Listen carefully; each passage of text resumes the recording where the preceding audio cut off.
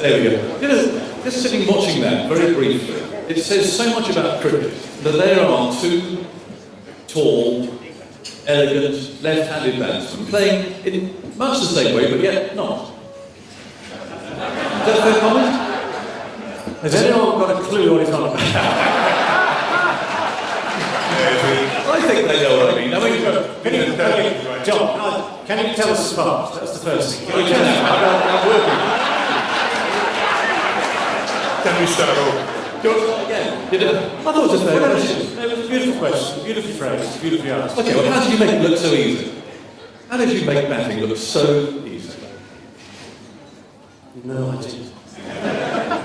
Well, actually, no, the other side of that coin, as you well know, is when it goes well, it does feel easy, and it looks easy, and it's great, because people say exactly that, how do you make it look easy? And as you well know from all our ardent fans at Leicester over those years, and the Gross Road heavies, hours of practice, hours of toil and practice. When it goes horribly wrong, they ask you the same question, but they phrase it very differently. That is true. Hey, Clive, you did make it look easy, but my word, some of those shots, you were brutal. Well, I always have something to prove. People thought, well, hey, his stats not that good and that sort of thing. So you always have something to prove. And the point is, I always try to get ahead of the ball. Like, for instance, if I'm batting against David Brown or something and he bowls a pretty good ball, then dispatch it over mid-wicket for 6 or something, then he's got to start thinking, where am I going to bowl next? So the point is, I took Viv Richards' sort of thing, get in there first, get that punch in first, then I know what you're doing and what you want to do. And as a captain, was that a good line for you to take? I mean, did you feel as a captain you're batting like that? Others were watching, but you were taking the lead. Well, the point is that when I started, you see, we have a plethora of islands, so we're different to England, Australia, India, Pakistan. They're one country. We have several different islands with different backgrounds, different cultures. And the point is, you have to first get trust and respect. That is earned. And the point is that over the years, I realized that once you get that, those things working, then you have a chance of doing well. And the point is, I got that from my players because they were thinking, well, hey, is he going to pick all Guyanese or something like that? So the trust is important, and the respect came afterwards. And then ambition. They must be ambitious. And most of my players were young but ambitious. Yeah. Was Clive the best team that you ever played against, David? Pretty much. It's a fair point, or it's a moot question whether it was Clive's team or the one that Viv then took on. I think Clive rather set the tone and inspired me with my own 100% record in Test matches.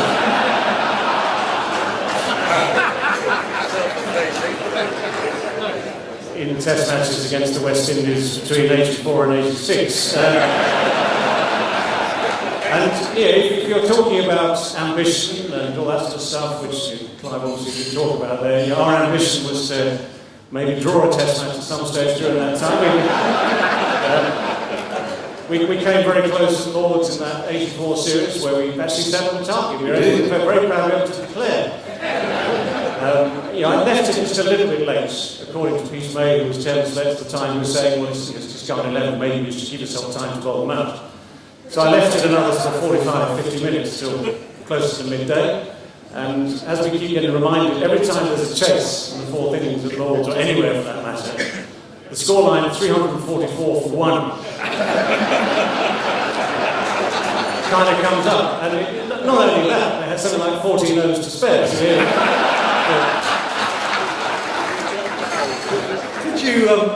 Did you enjoy batting against them? Did you relish it as a challenge, or was it really quite a hideous occupation? No, it could be hideous, but yeah, you do relish the challenge. The thing was, I think playing against West Indies in that era of the 80s, anyone who's, for instance, my great mate, Alan Border, who sadly can't be here tonight, AB got a lot of runs against those sides and battered his way through, and was battered and bruised at the end of it. There were runs that you felt counted double. So 50 obviously counted as 100, which is the way I'm trying to look at it.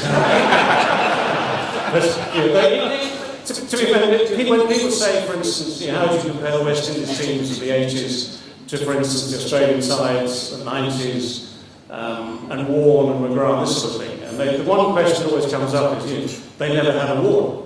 The one answer that always goes back very quickly is they never needed one. You must have walked down with those men behind this, well, you're 6 foot or 9 foot tall. I mean, to have an attack like that, that just sets you up. But yet you've got the batsmen as well. We talked about the fast bowlers, but what a batting bowler. It's wonderful to hear David say that, our batsmen got some runs.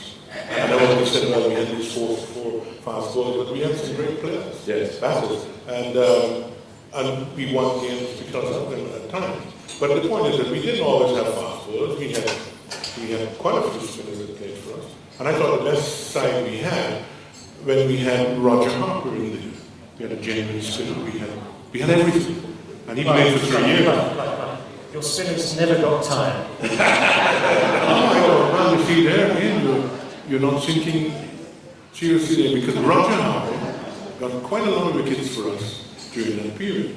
And in England, he got 5 wickets at the Lords, if you remember that quite well. The point is that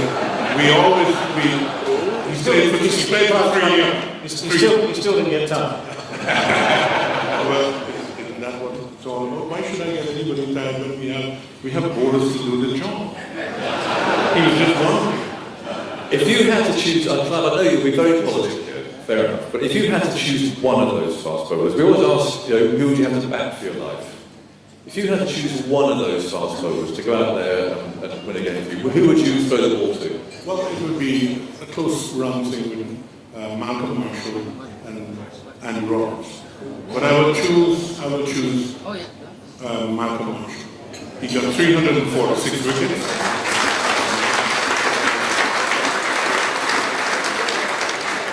He got 346 wickets with 3 other guys at the other end who were just as good. So the point is, his stats were excellent, tremendous. I remember at Leeds when he broke his hand, and I said, "You think you can play?" He said, "Do you want me to play?" I said, "You think you can play?" He said, "If you want me to, I will." And he sort of got a bit of broken arm and up there, and he bowled. He got 5 wickets back towards the end.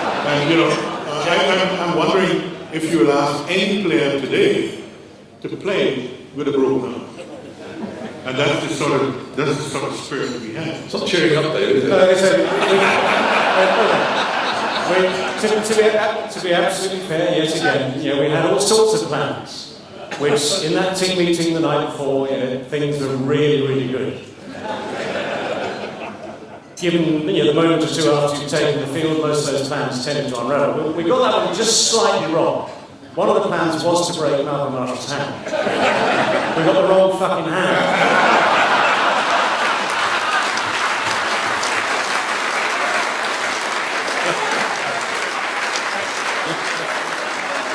I'll ask you one more question.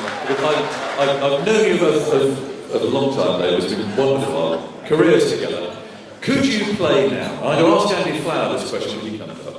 How he would accommodate David Gower inside. You've written this book, Endangered Species, which suggests precisely that the way that you play the game, is there room for that in today's game? Well, it's very kind of you to plug the book, thank you for that. The title was inspired by all sorts of things, including batting against the West Indies 84 to 86. I think the honest truth is there is always scope for a good player. And the other part of it is that I think were I playing in this era under Strauss or Flower, in the way things are done nowadays, I'd have learned very quickly that things are different. And I think that's the other thing very seriously is that Would you be a better player? Would you be a better player? I would be a better player. In fact, I'm ready. Andy,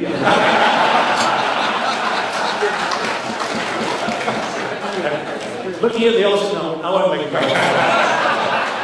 But I would be sadly more responsible, I'm sure. Wouldn't be the same though, would it? David, remember David, you said it was in India, I think, when he came up, and he wanted somebody to roll, things were not that good. And he called in young country. Oh, yes.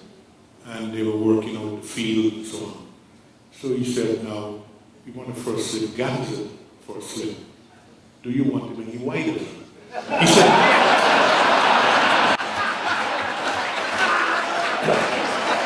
Oh, you know what's coming, Clive. and quick to the fact, he said, no, he would burst. On that note, ladies and gentlemen, David Gower, Clive Lloyd.